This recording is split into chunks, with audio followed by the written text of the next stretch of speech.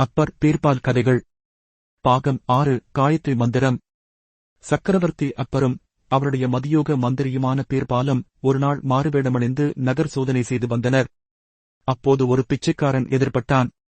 அவனைப் பார்த்து அப்பர், இந்த இனத்தவர்களுக்கு பிச்சை எடுப்பது தவிர வேறு பயனுள்ள தொழில் எதுவும் தெரியாதா என்று கேட்க பீரபாலின் மனதில் முள்ளெனத்தைத்தது அந்த வார்த்தைகள்.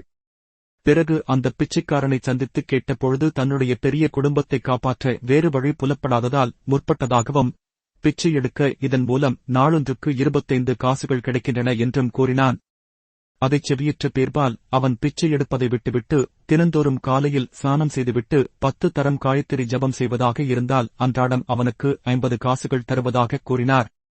அந்த ஏழையும் பிச்சை எடுப்பதை நிறுத்திவிட்டு பீர்பால் சொன்னபடி ஜபம் செய்து வந்தான். பயனிதும் கருதாமல் நாள் பூராகவும் காயத்ரி ஜபம் செய்து வந்ததால் அவன் முகத்திற்கு ஒரு அசாதாரணமான சக்தி ஏற்பட்டது.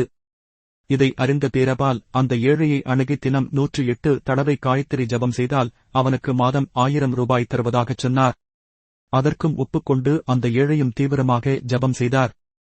ஒருநாள் அவனுக்கு அஞ்ஞான இருள் நீங்கியது. அவனுக்கு அமோகமான ஆன்மீக வளர்ச்சியும் தெய்வீக ஒளியும் ஏற்பட்டு தினந்தோறும் திரளான மக்கள் அவனை நாடி வணங்கி அருள் பெற்று வந்தனர்.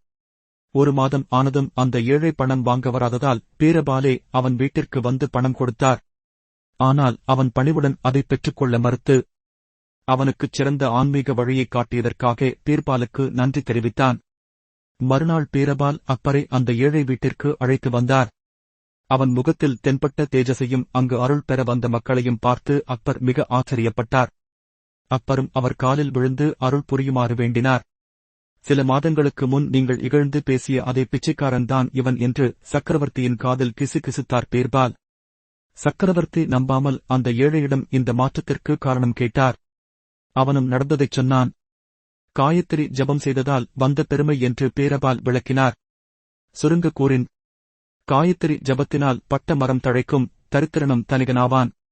வாழ்வில் நிம்மதியும் மனச்சாந்தியும் பெறுவார்கள். சத்துருக்கள் நாசமடைவார்கள். பாவங்கள் நீங்கி பிரவித்தியர் நீங்கும். வேதசாரமான் இந்த மகா மந்திரம் நம் ரிஷிகளின் அருளினால் நமக்கு கிடைத்த அரிய பொக்கிசம்.